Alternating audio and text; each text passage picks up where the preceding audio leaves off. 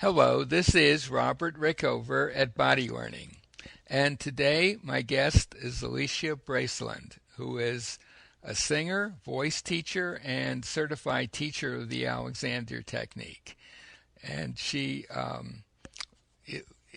after she studied the Alexander Technique and finished her master's in vocal performance at the New England Conservatory of Music. She's been teaching voice in New York City and northern New Jersey for many years. She's also written a great number of articles about the Alexander Technique for singers, and they're on her website, which we'll list by the interview. And we're going to be doing a series of podcasts about singers, and we're starting today with breathing for singers and how the Alexander Technique can help. So this discussion will be aimed directly at singers, but it could apply to meditators, for example, or woodwind and brass players. So it's a little more general than just for singers. So Alicia, welcome to the show. Thanks, Robert. Glad to be here. Well, it's good to have you on the show, and I wonder if you can begin by giving our listeners a brief description, kind of an elevator description of the Alexander Technique. Absolutely. In reference to breathing, the Alexander Technique is a wonderful way to get rid of excess tension and really key in on the natural reflexes that we possess, and that can do things better for us than we can possibly try to make happen on our own. That sounds good. And singers, of course, breathing is a big issue for singers, right? Maybe you could discuss that in general a little bit before we talk about how the technique can help. Absolutely. Breathing is critical for singers. How we inhale, how we take in the breath, is almost as important as how we're actually exhaling and utilizing it. We want to be able to, as singers, release as much tension as possible, really access those reflexes that we have to breathe, which are extraordinarily strong. And when we can do that, it helps the sound of the voice tremendously. It gets rid of excess tension. It solves a lot of problems right off the bat. Mm-hmm. So I think there are some misconceptions among singers and others about what one needs to do to breathe effectively. For example, I would imagine that there are a lot of people in the world of singers and woodwind and brass players and meditators and all the rest who would think that it's important to take a deep breath. And you might have something to say about that. Well, it's interesting. The deep part is wonderful. The take is the part that gets a little trickier. Exactly. Yeah. So could you elaborate on that? Because that's really, I think almost everybody has been told to do that at one point. You go for a physical exam and your doctor will say, well, now take a deep breath. Absolutely. Yeah. It's interesting for such a critical part of our bodily processes how little anyone knows about breathing. Mm-hmm. If you do research on the web for breathing for singing, then you'll get a lot of teachers who are constantly saying, oh, you have to breathe from your diaphragm. Mm-hmm. However, if you go to any sort of doctor or any sort of anatomical look at the breathing process, no one mentions the diaphragm as being important in that sense. So there's been a misconception that started probably at least 100 years ago, if not more, that the diaphragm is very critical. And people will say, oh, I know I need to breathe through my diaphragm as soon as they come to my voice studio. Mm-hmm. And I say, well, actually, I don't really talk about the diaphragm. The diaphragm is working when we inhale, and it doesn't work when we exhale. It's releasing and relaxing. Mm-hmm. So, and people have the conception that the diaphragm is working while they're actually singing on the exhalation. So that's one huge misconception that really needs to be discussed on a much more general basis, so that people understand what's actually working when they breathe. Um, but to get back to your question, yes, taking a breath isn't really that necessary.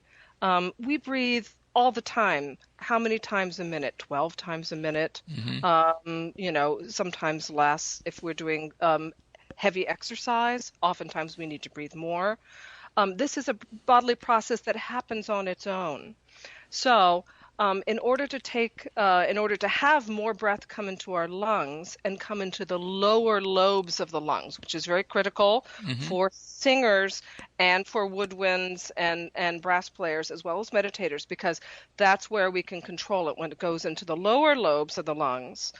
Then what we really need to do is exhale enough air so that there's room in the lungs. Mm-hmm. Once there's less air in the lungs themselves, that creates a difference in the air pressure.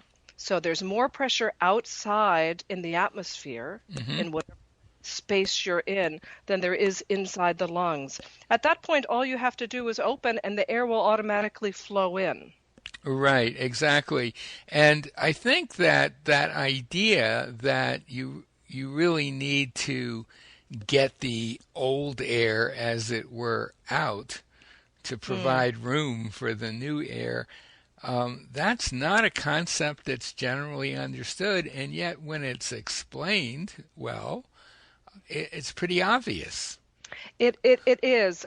It's because so many of us breathe in a quite shallow way in our regular lives. We don't need a huge intake of oxygen, so we just breathe like 1.5 liters, 2 liters, something like that, coming into the top part of the lungs, Hmm. and then that same amount goes out. And this is what we're doing at rest when we're reading, studying, watching TV.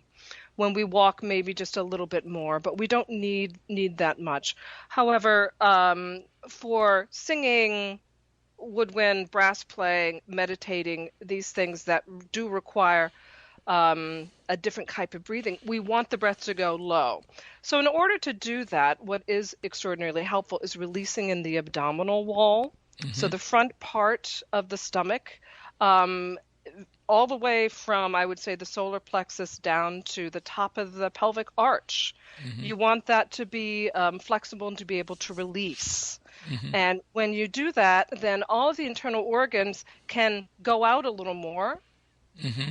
That creates more space for the diaphragm to press down, and then that creates more space inside the lung cavity. So basically, everything is sort of moving out of the way so that the lungs can extend more and the air can go lower into the lobes of the lungs. Hmm. And the necessity for that, I as you were just speaking, I do quite a bit of swimming, and Mm. there's an area where you definitely want to get as much air in as possible. Yes, that's true. Athletes absolutely need to do that. Hmm. And by releasing, so when swimming, if you can also try to think about releasing your stomach so that it goes out as you're inhaling, then that will give you a little extra room for more air inside your lungs. And there, you need to stay oxygenated. It's very important. Yeah, absolutely. Right.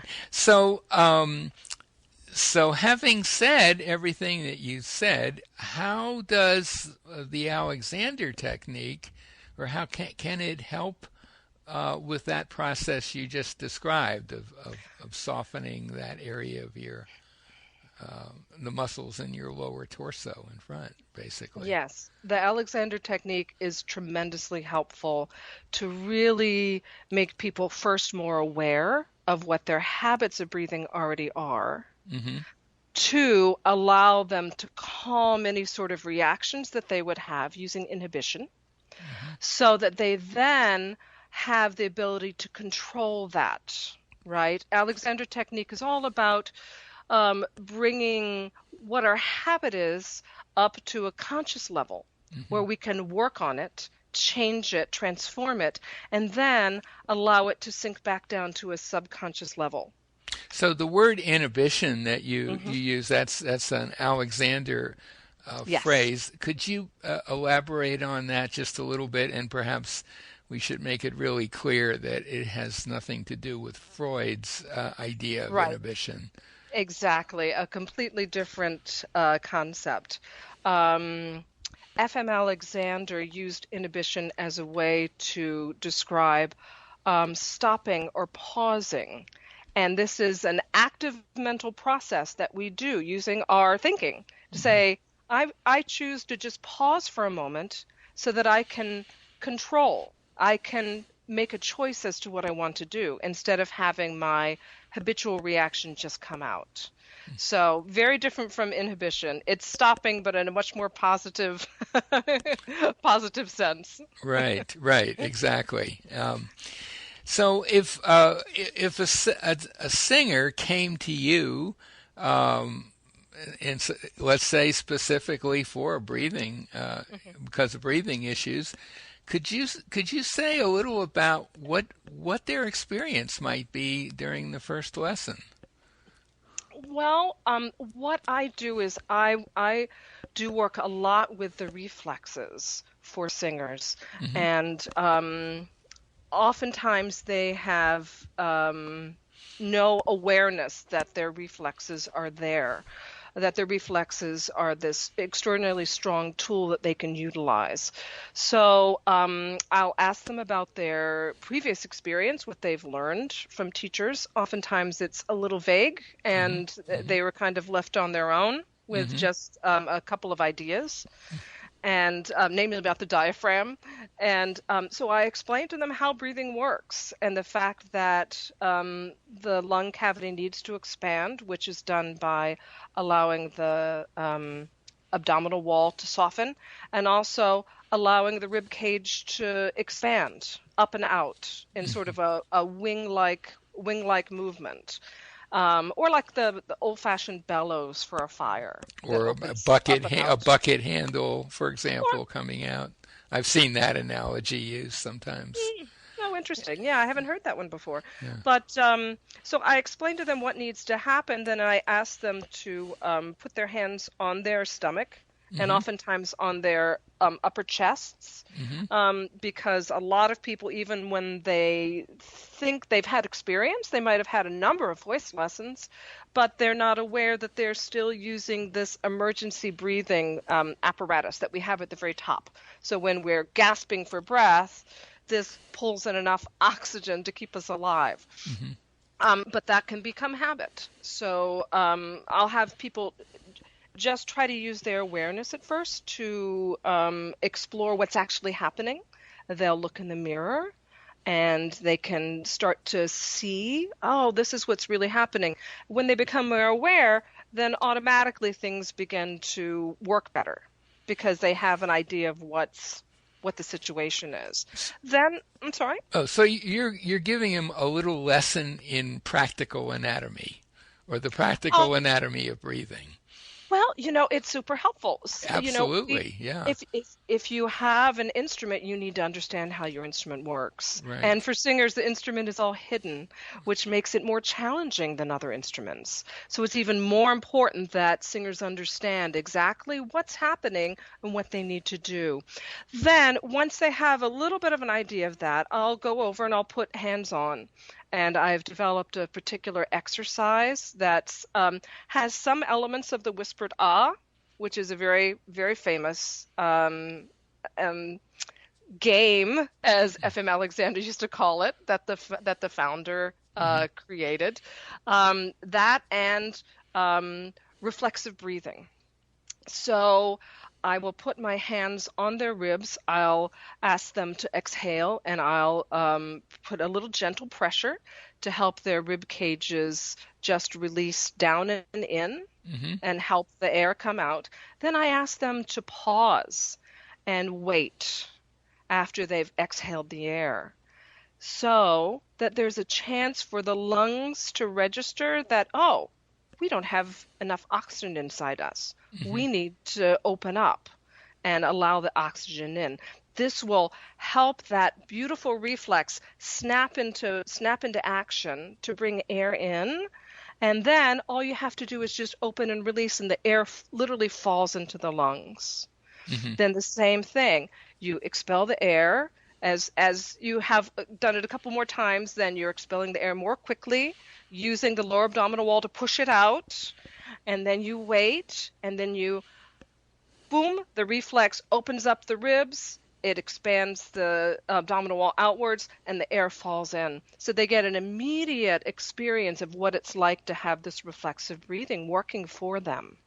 Hmm. And it's an eye-opening experience for every singer I've ever used it with, because then they say, "Oh, I could do this for singing. This would be so much easier. This would be less work." And that's the point.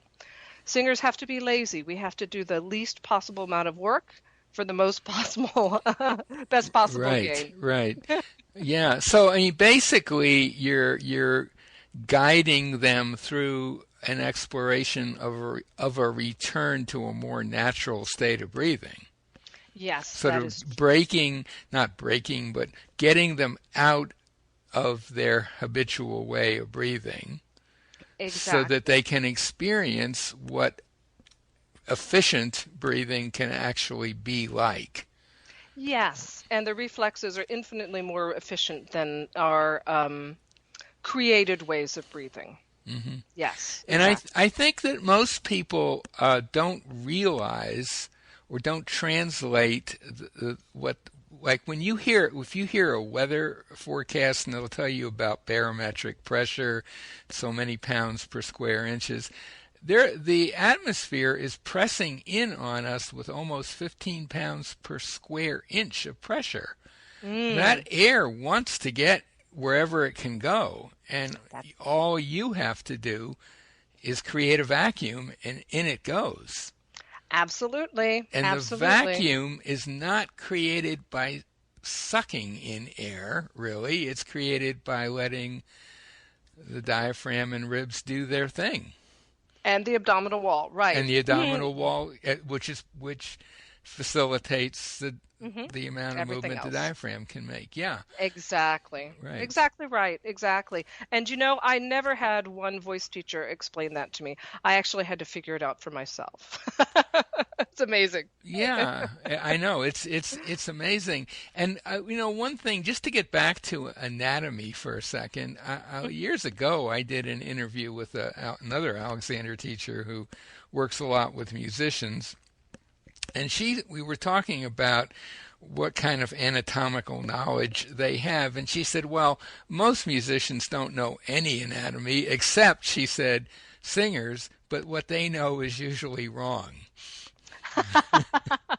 Which That's interesting. I Yeah, think I there's an think I'd have element to of truth. agree. There's an element of truth in that. If you get a violinist or instrumentalist comes in for a lesson, they'll freely admit they have no idea where anything is. But singers have all sorts of interesting conceptions about where stuff is and what they need to do to make things happen. Yeah, that's a really good point. What I find is interesting with instrumentalists is they tend to know things once they've had some sort of injury, and Hmm. they've had to really sort of look into it. Then they've learned something. Right, right, Um, right. but yeah,